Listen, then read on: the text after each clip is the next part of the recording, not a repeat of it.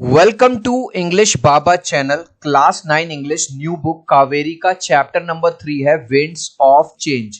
आज हम करेंगे इसके एनसीईआरटी सॉल्यूशन और क्वेश्चन आंसर। तो जल्दी से वीडियो को लाइक कर दो। आई होप चिल्ड्रन आपने वीडियो को लाइक कर दिया है और अभी तक चैनल को सब्सक्राइब नहीं किया तो सब्सक्राइब कर दो सो दैट आपको हमारे सारे अपडेट्स मिलते रहे। क्वेश्चन नंबर 1 है चेक योर अंडरस्टैंडिंग। इसमें यहां कुछ जैसे स्टेट्स दिए हुए हैं जैसे राजस्थान, गुजरात, वेस्ट बंगाल। कुछ आपको ऑप्शंस यहां फिल करने हैं। कहां पे कौन सा हाथ वाला पंखा मिलता है, उसकी क्या क्वालिटीज हैं, वो आपको बतानी है। तो बस यहां पे जो ब्लू वाला पोर्शन है राजस्थान आ गया यहां पे, ठीक है। फर्स्ट में आ गया राजस्थान एप्लिक हैंड फैन, जो किसके बने होते हैं, फैब्रिक पीसेस होते हैं उसमें विद ऑर्नामेंटल यानी कि डेकोरेटिव नीडल वर्क होता है, सुई से काम किया गया होता है। सेकंड वाले में राजस्थान आ जाएगा, इधर राजस्थान आ जाएगा और इधर में आ जाएगा फेंस ग्रेव्ड ब्रास यानी कि पीतल का काम हो रखा होता है। इधर गुजरात वाले में क्या होता है, मिरर वर्क, छोटे छोटे मिरर लगे रहते हैं डेकोरेट करने के लिए। इसमें लिखेंगे आप pure cotton with mirror work, cotton के कपड़े पे मिरर वर्क हो रहा होता है। फिर बीड्स, इसमें और इसमें दोनों में गुजरात आ जाएगा, beads hand fan, leather hand fan, ठीक है। अब वेस्ट बंगाल में 16 हैंड फैंस, ठीक है, 16 वाटर ग्रास लिख देंगे इसमें। उत्तर प्रदेश को बोलते हैं फाड़ हैंड फैन, और इसमें कई बार प्योर गोल्ड भी होता था, पुराने टाइम में सिल्वर जरी का काम होता था, सिल्क एंड सैटिन फ्रिल्स होते थे। बिहार में बैम्बू हैंड फैन बनते थे, ठीक है। इस तरह से आप इसे करेंगे। अब ये कह रहा है क्रिटिकल रिफ्लेक्शन, इस इन लाइंस को पढ़िए और इसके बेस पे इन क्वेश्चंस का आंसर देना है। तो चलिए इन क्वेश्चंस को हम करेंगे बारी बारी से। क्वेश्चन नंबर 1 है ट्रू फॉल्स बताना है आपको। Pankhas were one of the most popular item of commerce. Commerce मतलब ट्रेड, एक जगह से दूसरी जगह इनका खरीदा जाता था, बेचा जाता था। और ये कह रहा मोस्ट पॉपुलर। देखो ये तो सच है कि ट्रेडिंग होती थी पुराने टाइम में, कॉमर्स था मतलब इनका बिजनेस था, लेकिन हम ये कहें कि मोस्ट पॉपुलर सबसे ज्यादा यही थे, नहीं, तो ये स्टेटमेंट हो जाएगा गलत। यानी कि ठीक है होता था इनका व्यापार, लेकिन ऐसा नहीं था कि यही सबसे ज्यादा इंपॉर्टेंट चीज थी। Why has the word traditional been used to describe पंखास? ये जो हाथ वाले पंखा होते हैं इनके लिए ट्रेडिशनल क्यों यूज किया जाता है? क्योंकि इलेक्ट्रिक फैन आने से पहले ये ही पंखे चलते थे पुराने टाइम में, इसीलिए इनको ट्रेडिशन के साथ जोड़ा गया है। तो आंसर में आप क्या लिखेंगे, the word traditional has been used to describe, has been use किया गया है बिकॉज, पूरा का पूरा क्वेश्चन से लिया। Pankhas have been used in India since ancient times. Ancient का मतलब होता है पुराने टाइम से ही भारत में पंखे का प्रयोग, हाथ वाले पंखों का प्रयोग करा जा रहा है। Complete the following statement, complete करना है। The sentence they were considered exotic and stylish, इनको एक्सोटिक कहा गया है, स्टाइलिश कहा गया है। Is an opinion not a fact, ये एक ओपिनियन है, फैक्ट नहीं है। बिकॉज चिल्ड्रन आपने पता होगा ओपिनियन क्या होता है। जैसे मैं कहूं एप्पल मेरा फेवरेट फ्रूट है, एप्पल जो है मेरा फेवरेट फ्रूट है, तो ये मेरा ओपिनियन है। हो सकता है आपको मैंगो अच्छा लगता हो, किसी और को ग्रेप्स अच्छे लगते हो, लेकिन कोई भी बॉल हम हवा में उछालते हैं वो नीचे गिरती है ग्रेविटेशनल फोर्स की वजह से, ये एक फैक्ट है। तो आपको समझ आ रहा है, तो ये एक ओपिनियन है क्योंकि ये किसी का पर्सनल जजमेंट है। तो बिकॉज के बाद लिख देंगे it expresses a personal judgement, क्योंकि ये किसी की पर्सनल राय बता रहा है। Infer one reason for commonality in the use of pankhas across India. आखिर ऐसा क्या रीजन था कि भारत के हर रीजन में इन हाथ वाले पंखों का यूज होता था? उसके दो कारण हैं। एक तो भारत में ज्यादातर हर जगह गर्मी पड़ती है, और दूसरी बात यह है कि उस टाइम पे, जिस टाइम ये बहुत पॉपुलर थे, इलेक्ट्रिक फैंस नहीं थे। तो आंसर लिखेंगे India's hot climate and absence of electric fans in old times. अब भाई कहीं पे सर्दी पड़ती है, बर्फ पड़ती है, तो वहां पे कोई पंखा चलाएगा? ना इलेक्ट्रिक वाला चलाएगा ना इससे करेगा, क्योंकि वहां तो ऑलरेडी बहुत ठंड है। लेकिन भारत का जो क्लाइमेट है वो गर्म है, और पुराने टाइम में इलेक्ट्रिक फैंस होते नहीं थे, इसलिए ये हर जगह पॉपुलर थे। Select which of the two statement is correct. ये दो स्टेटमेंट दिए हैं, इनमें से बताना है कौन सा सही है। पहला दिया गया reason, pankhas were made of indigenous material unique to the region with elaborate designs. अगर आप देखोगे भाई जो गुजरात का पंखा है वो अलग था, यूपी का पंखा थोड़ा अलग था और राजस्थान का पंखा थोड़ा अलग था। तो इसमें दो ऑप्शन दिए गए हैं, आपको सही पे चूज करना है। ईच काइंड ऑफ पंखा could be distinguished from the other, यही है राइट ऑप्शन, कि हर जो पंखा है वो दूसरे से कुछ अलग होता था। राजस्थान वाले में जाओगे तो राजस्थानी कढ़ाई हो रही है, निडल वर्क। गुजरात वाले में जाओगे तो छोटे छोटे मिरर वर्क लगा हुआ है ना। यूपी वाले में जाओगे तो इस तरह से फ्रिल लगी हुई है। नेक्स्ट क्वेश्चन भी बिल्कुल ऐसा है, पहले इन लाइंस को पढ़िए और उसके बेस पे ये आंसर करिए। तो एक एक करके आंसर करेंगे। Infer one negative impact of technological advancement on पंखा। जैसे जैसे टेक्नोलॉजी आई उसका क्या नेगेटिव असर पड़ा इन पंखों पे। भाई जैसे जैसे बिजली आई, बिजली वाले फैन आए, इनका यूज अक्रॉस इंडिया क्या हो गया, ना के बराबर हो गया। आज की डेट में अगर मैं पूछूं कि आप ये वाला पंखा यूज करते हो तो आप कहोगे नहीं सर, हमारे घर में फैन लगे हुए हैं।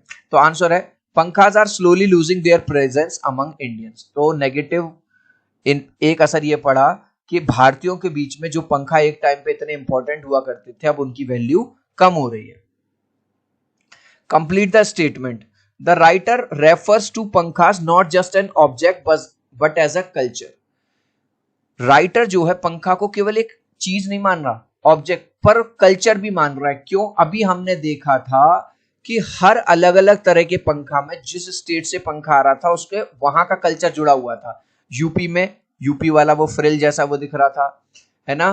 राजस्थान में छोटे छोटे मिरर लगे हुए थे, ठीक है। सॉरी, गुजरात वाले में, राजस्थान में राजस्थानी कढ़ाई हो रखी थी। तो आंसर में आप क्या लिख देंगे? आंसर में लिख देंगे because they carry stories, tradition and regional identity. क्योंकि पंखा केवल पंखा नहीं था, उनसे स्टोरी जुड़ी रहती थी, ट्रेडिशन जुड़े रहते थे और जिस क्षेत्र से आता था वहां की आइडेंटिटी को वो रिप्रेजेंट करता था। अब ये नेक्स्ट क्वेश्चन कह रहा है, select a line from the extract which depicts how the role of the pankha has changed over the year. जो आपको एक्सट्रैक्ट दिया गया है उसमें से वो लाइन बताओ किस तरह से पंखे का रोल जो है चेंज हो गया है ओवर द ईयर्स। तो यहां पे ये देखो, ये वाली लाइन दी हुई है आपको एक्सट्रैक्ट में, once made for a personal use. एक टाइम पे ये पर्सनल यूज के लिए यूज होता था। Over time this handicraft has transform into commercial business में आ गया फिर ये, and now provide some form of livelihood to Indian artisans. तो यानी ये लाइन रटनी नहीं है, आपको पूरा एक्सट्रैक्ट में से सेम टू सेम वो ही लाइन यहां से लेके यहां तक बस वही लिख देनी है, ठीक है। अब है next question, list one way in which the increase in demand of pankhas might benefit artisans. Artisans कौन है? वो लोग जो इस तरह से हाथ के कारीगर हैं और पंखा बनाते हैं। अगर इन पंखों की डिमांड बढ़ेगी तो इनको कैसे फायदा होगा? भाई इनको रोजगार मिलेगा, लाइवलीहुड मिलेगी, थोड़ा अच्छे से जीवन बता सकेंगे और दो पैसे ये भी कमा पाएंगे। तो आंसर में बस लिख देंगे it can provide artisans with livelihood. ये इनको जीविका यानी दो पैसे कमाने का जरिया बनेगी। नेक्स्ट क्वेश्चन है, select the factor that has contributed to the commercialisation of pankhas. Commercialisation किस वजह से हुआ है? इनकी इकोनॉमिक डिमांड की वजह से। नेक्स्ट क्वेश्चन है, अब भाई ये 6 क्वेश्चंस दिए हुए हैं, इन क्वेश्चंस को बारी बारी करेंगे। क्वेश्चन नंबर 1 है, how does the title winds of change capture the essence of change. Winds, wind का मतलब होता है हवा और चेंज का मतलब होता है बदलाव। जिस पंखे का यूज हवा के लिए किया जाता था, हर पर्सन के पास अपना अपना पंखा होता था पुराने टाइम में, अब वो कैसे चेंज हो गया है भाई? अब वो इलेक्ट्रिक फैन आ गए हैं उसकी जगह, ठीक है। और अगर आज की डेट में यूज हो भी रहा है तो वो मॉडर्न होम्स में डेकोरेटिव पीस की तरह यूज हो रहा है, जैसे यहां है। तो आंसर में आप क्या लिखेंगे? ये जो टाइटल है बिल्कुल सही है, द टाइटल इज अप्रोप्रिएट। कौन सा टाइटल? विंड्स ऑफ चेंज, जो कि इस चैप्टर का नाम है, बिल्कुल सही है। Because it refers both to the literal wind, जब पंखे से हम क्या करते हैं, हवा करते हैं तो हवा आती है, तो विंड क्रिएटेड बाय पंखा, जो कहां से आती है? उन्हीं हैंड पंखा से। And to the changes in their role over time, लेकिन वो पंखा जो पहले लोग हवा के लिए यूज करते थे, आज वो डेकोरेटिव पीस के लिए यूज हो रहा है, ठीक है। उनका कमर्शलाइजेशन हो रहा है, ठीक है। गाइस, वीडियो अच्छा लग रहा है तो प्लीज एक लाइक कर देना। आपके एक लाइक और सब्सक्राइब से बहुत मोटिवेशन मिलता है। 3 तक काउंट करूंगा चिल्ड्रन, प्लीज वीडियो को लाइक कर दो। 1 2 3। आई होप चिल्ड्रन आपने वीडियो को लाइक कर दिया है, चैनल को सब्सक्राइब कर दिया है। क्लास 9th में आ गए हो चिल्ड्रन। हर सब्जेक्ट में 20 मार्क्स के एमसीक्यू आएंगे। आपको जान के खुशी होगी, इंग्लिश बाबा का जो न्यू चैनल है एमसीक्यू चैनल, उस पर 2,30,000 से ज्यादा हमारे सब्सक्राइबर हो गए हैं। इस तरह का लोगो है। आज ही MCQ चैनल को सब्सक्राइब कर लीजिए, लिंक मैंने डिस्क्रिप्शन में दे दिया है। Next question, support the following statement with 2 relevant examples from the chapter. आपको इस स्टेटमेंट को सपोर्ट करना, एग्जांपल देना है। The structure and design of pankhas are testimony to the cultural identity of the region. जो भी पंखे होते थे पुराने टाइम में, आज के टाइम में तो गायब हो गए हैं, वो कहीं ना कहीं उनको देखते ही कोई बता देता था कि भाई ये तो राजस्थान का है, भाई ये तो गुजरात का है, भाई ये तो यूपी का है। क्यों? क्योंकि यूपी वाला एक अपनी कल्चर को दिखाता था, राजस्थान वाला एक अपनी कल्चर को, और गुजरात वाला एक अपनी कल्चर को। जैसे ये गुजरात का पंखा है तो छोटे छोटे मिरर लगे हुए हैं, ये राजस्थानी पंखा है तो राजस्थानी कढ़ाई हो रखी है, और जो यूपी का पंखा उसमें साइड में फ्रिल लगे रहते हैं। तो बस अपने आंसर में क्या लिखेंगे, दी hand fan of Rajasthan is made of fabric with ornamental needle work. जो भी राजस्थान के हैंड फैन होते थे वो फैब्रिक यानी कपड़े के ऊपर उसमें ऑर्नामेंटल डेकोरेटिव नीडल सुई से काम हुआ रखा था, जिसको हम कढ़ाई बोलते हैं। The mirror work hand fans of Gujarat, और गुजरात के जितने भी फैंस होते थे उसमें मिरर वर्क हो रखा होता था। द फाड़ hand fans of Uttar Pradesh, Uttar Pradesh के जो फैन थे उनको फाड़ बोला जाता था। The chapter mention pankhas running the risk of slowly losing their presence among Indian. Chapter में ये बताया गया है किस तरह से ये पंखे जो एक टाइम पे इतनी ज्यादा डिमांड में रहते थे, धीरे धीरे इनकी वैल्यू कम होती जा रही है। Evaluate how the balance between preserving traditional craftsmanship and incorporating innovative designs in the creative of pankhas will help in this regard. Question ये कह रहा है कि किस तरह से भाई अगर हमने इनको बिल्कुल छोड़ दिया तो कहीं ना कहीं ये जो स्किल है हाथ से पंखे बनाने वाला, ये तो खत्म हो ही जाएगा, ये भी खत्म हो जाएगा। तो हमें एक बैलेंस रखने की जरूरत है। हम ये नहीं कह रहे कि इलेक्ट्रिक पंखा बंद कर दो और इनको यूज करो। तो इसका आंसर में आप यही वाली बात लिखेंगे कि अगर हम इस चीज को एक दूसरे लेवल पे ले आए, जैसे कि हम मॉडर्न होम्स को डेकोरेट करने के लिए हम यूज कर रहे हैं, तो कहीं ना कहीं ये स्किल जिंदा रहेगा।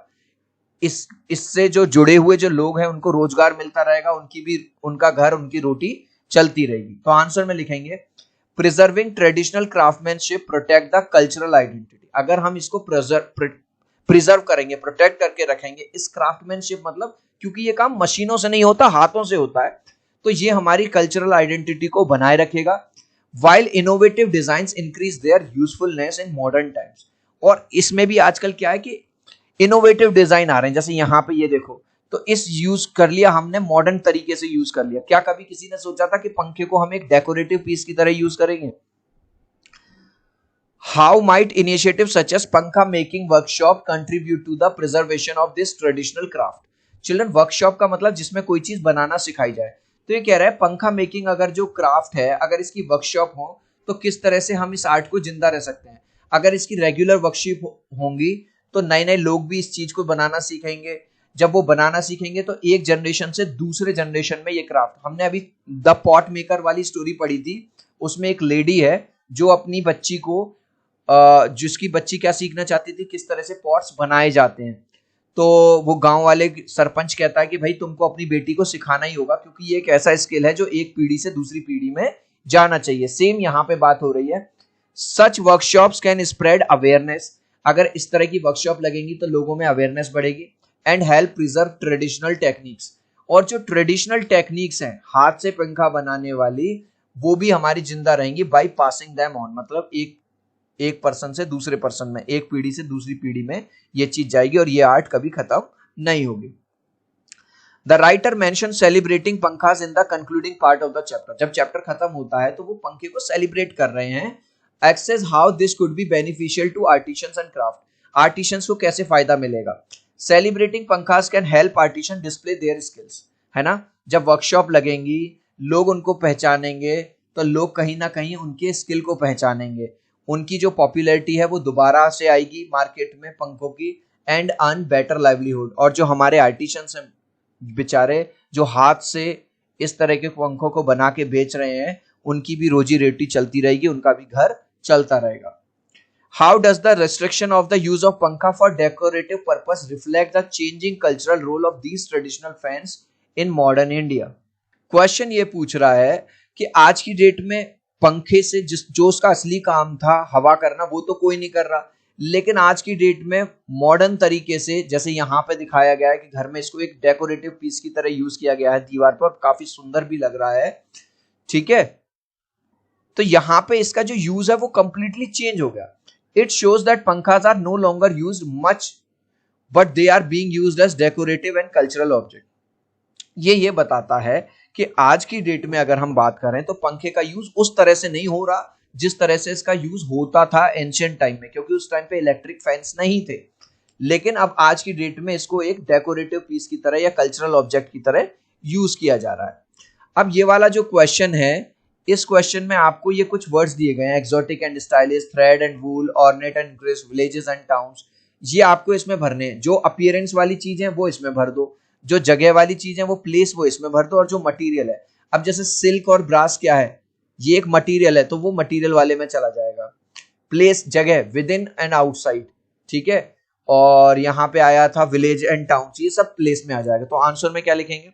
आंसर में लिख देंगे आप अपीयरेंस कैसा है, एक्सोटिक एंड स्टाइलिश, बड़ा सुंदर है भाई। ऑर्नेट एंड इनक्रस्टेड, बड़ा डेकोरेटेड है, ये अपीयरेंस है। प्लेस मतलब with in and outside, outside बाहर की तरफ। विलेजेस एंड टाउन्स, गांव और कस्बे, ये जगह की। मटेरियल क्या है? थ्रेड, थ्रेड मतलब धागा एक मटेरियल है। वूल क्या है? एक मटेरियल है। सिल्क एंड ब्रास क्या है? मटेरियल में लिख दिया। अब भाई ये वाला क्वेश्चन देखिए आप, इसमें some common expression within have fixed order which can not be change. जैसे आपने बायो में भी सुना होगा वेयर एंड टेयर, हमारी जो सेल्स हैं वो वेयर एंड टेयर होती रहती हैं और नई सेल्स बनती रहती हैं। कभी आपने ऐसे नहीं सुना होगा टेयर एंड वेयर, मतलब टेयर पहले आ जाए। तो उन्हीं वर्ड्स को यहाँ मिलाना है, ठीक है। लीजिए मिला लेते हैं।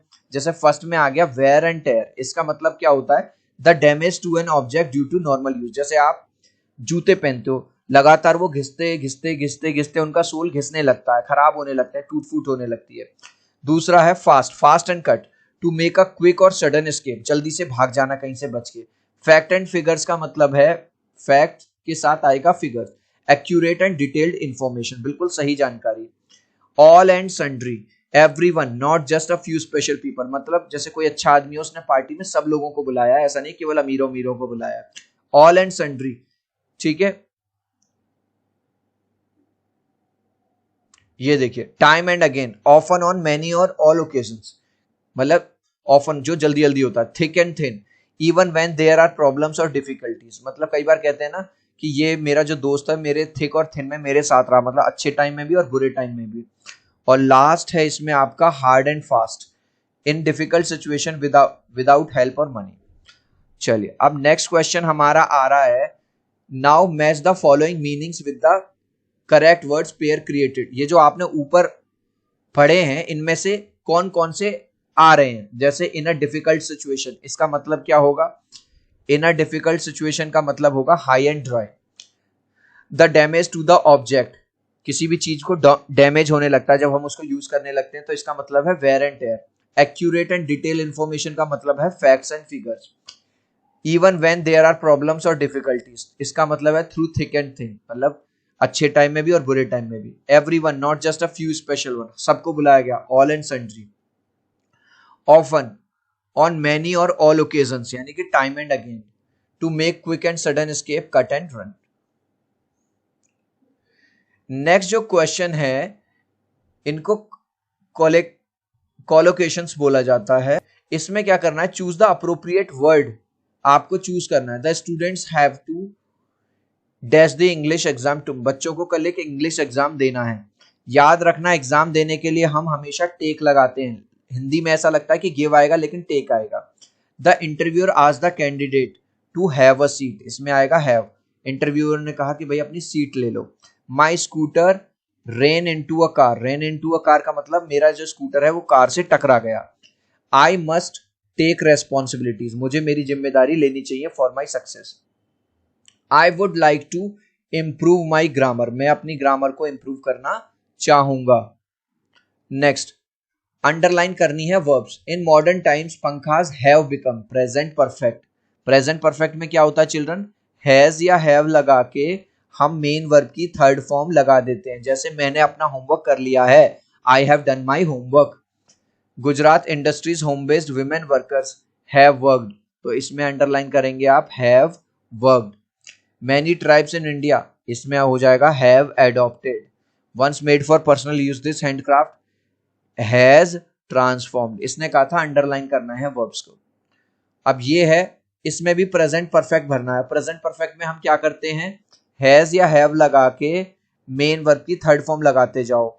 जैसे puppets have long fascinated audience worldwide, puppeteers dash created, तो यहां पे आ जाएगा चिल्ड्रन, प्लूरल है तो यहां आ जाएगा HAVE हैव, और क्रिएट की जगह आ जाएगा क्रिएटेड, क्योंकि थर्ड फॉर्म हम लगाते हैं।